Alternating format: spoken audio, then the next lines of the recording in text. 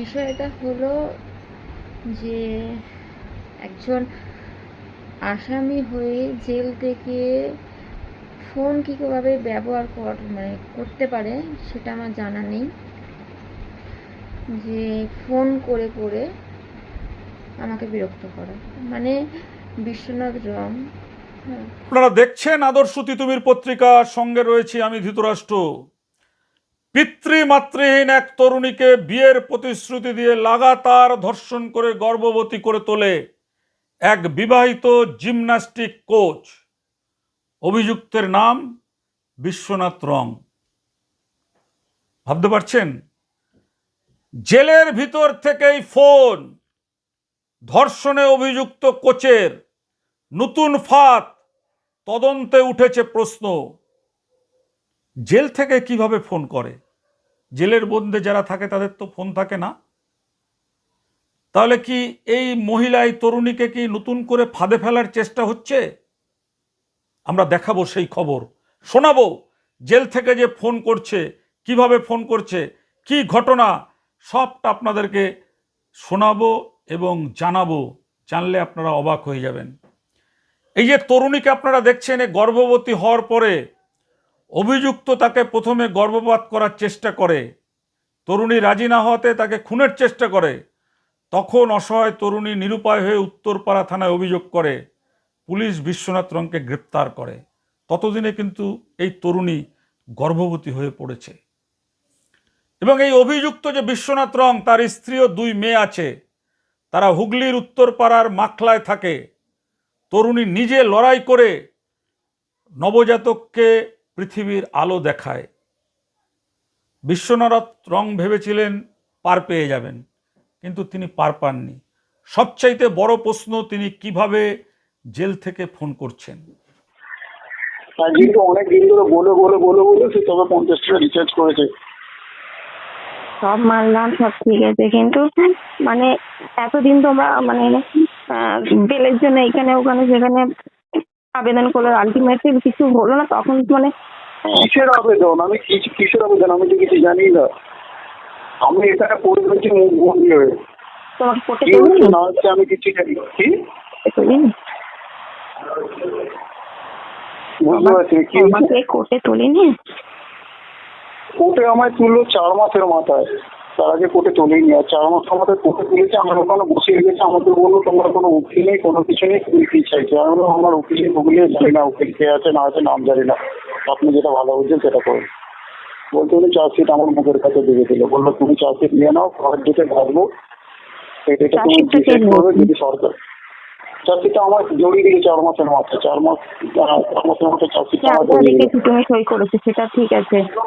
চার্জশিটটা কি নিলেন? হ্যাঁ, চার্জশিটের কপিটা কে নিল? আমার কাছে রয়েছে তো বলে। তোমার বাড়ির কেউ যায়নি?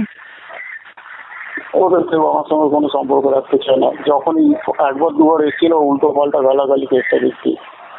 আমি আর ওদের সাথে কারোর সঙ্গে কন্ট্যাক্ট রাখি না। সে বসে আছি যেসব ওদের কাছে তো তার ঠিক হবে, তোমার কাছে যাবো।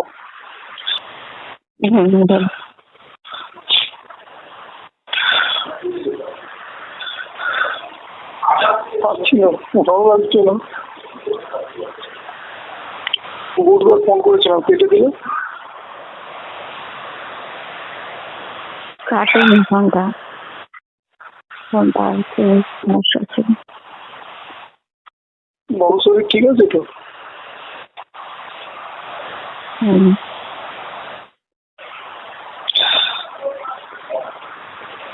ঠিক আছে,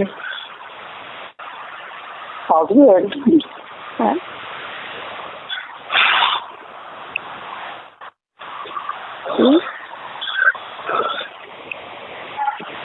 বলছি আসবে একদিন, সময় কোন বলে। কোথায়?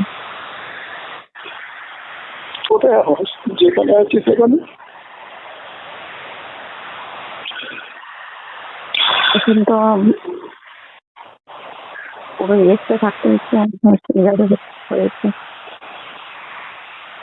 আমাকে 3-4 মাস এখন হাঁটা চলা, 3-4 মাস এখন তো মানে হাঁটা চলা মোটামুটি বন্ধ রাখতে বলে, মানে তো আমাকে আর বার করবো এখানেই থাকবো?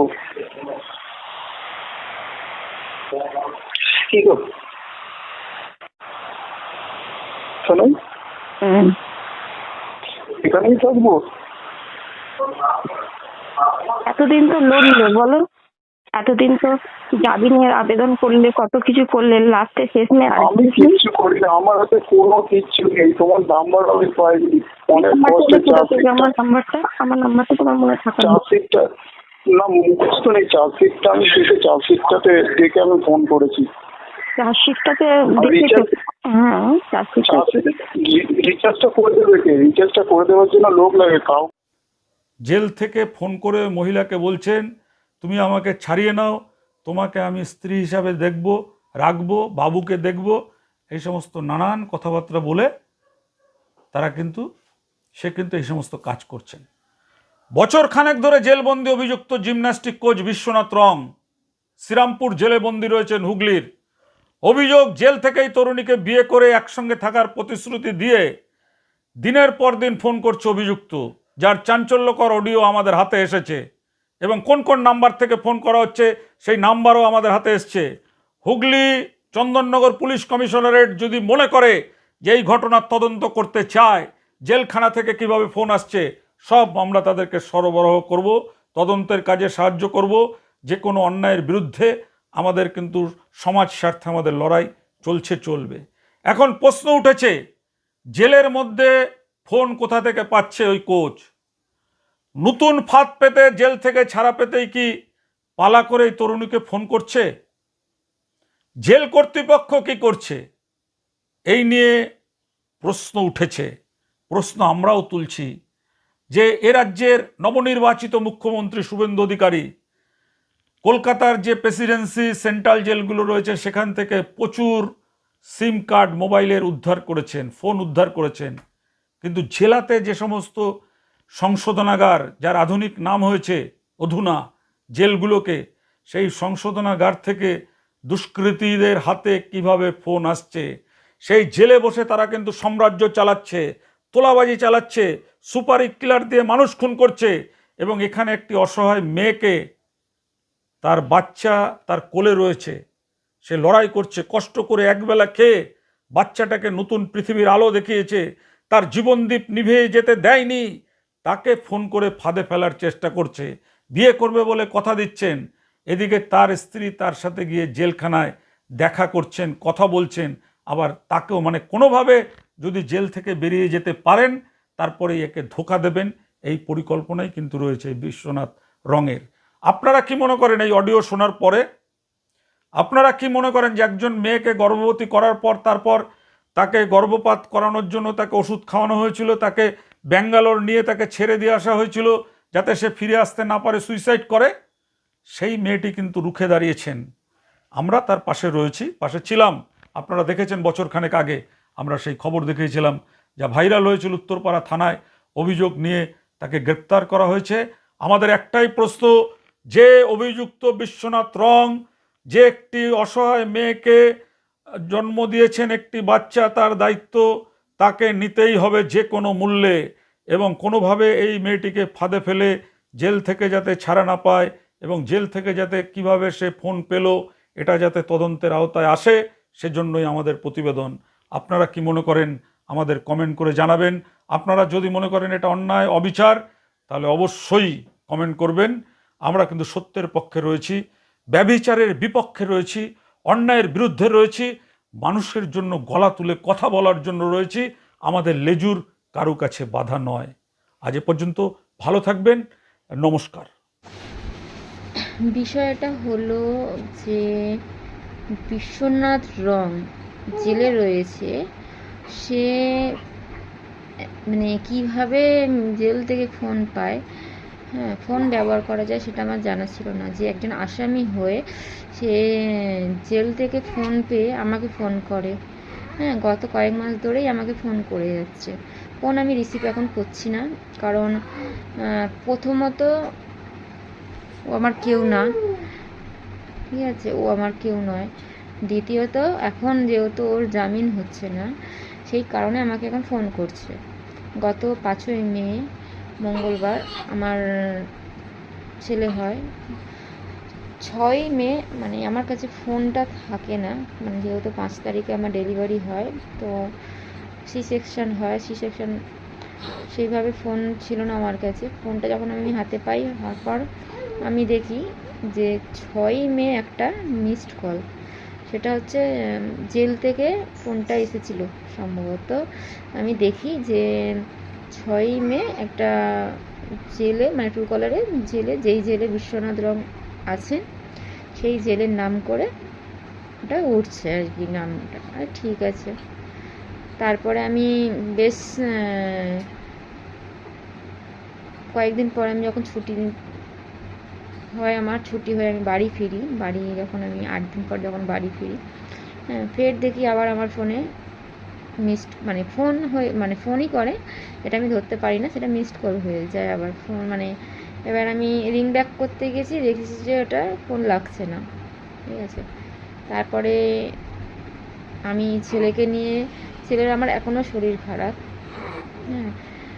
এবার আমি হসপিটাল থেকে ছুটি নিতে আসার পর আবার আমি হসপিটালে ভর্তি হই ছেলের জন্য। ছেলের শরীর খুব খারাপ, এখনও পর্যন্ত আমাকে ডাক্তারের কাছে হসপিটাল যেতে হচ্ছে, বাচ্চাটা শরীরটা ভালো না। তার মধ্যে থেকে বিশ্বনাথ রং ফোন করে জেল থেকে, তো আমি রিসিভ করি ফোনটা।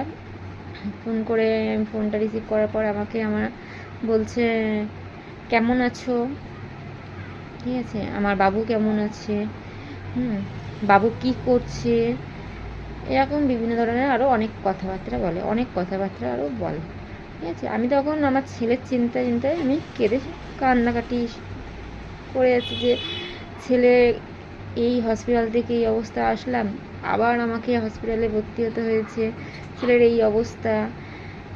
তার মধ্যে ও ফোন করে, ঠিক আছে, আবার আমাকে বলে, তুমি আমাকে এখান থেকে বার করো, আমি এখানে থাকতে পারছি না, ঠিক আছে, আমি ভগবানের কাছে প্রার্থনা করছি যে কবে আমি তোমার কাছে যাব, এরকম বিভিন্ন ধরনের কথাবার্তা বলে যাচ্ছে।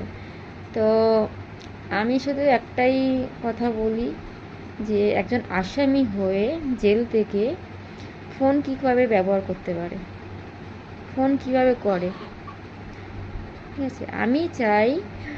আমি চাই ওর উপযুক্ত শাস্তি হোক, ঠিক আছে। আর ও যে আমার সাথে, মানে যেই নোংরা কাজটা আমার সাথে যা করে গেছে, ঠিক আছে, ওর ওই ভুলের ক্ষমা কোনো দিনই নেই। যে অনেক কথাবার্তা বলছে, আমাকে বার করো, আমার বাড়ির লোক যোগাযোগ রাখছে না, তুমি অন্তত ওখান থেকে আমাকে বার করো, ঠিক আছে, তুমি আসো জেলে দেখা করতে আসো, এরকম নানান রকম কথাবার্তা, তুমি দেখা করতে আসো জেলে, হ্যাঁ, বাড়ির লোক আমাকে গালিগালাজ করছে, এরকম বলে। বাড়ির লোক আমার সাথে কোনো যোগাযোগ রাখতে চাইছে না, আমিও কারোর সাথে যোগাযোগ রাখতে চাইছি না। তার মাঝে আবার বিশ্বনাথ রঙের যিনি আইনজীবী রয়েছেন, তিনি আমাকে একদিন ফোন করেন, তিনি আমাকে ফোন করে বলেন যে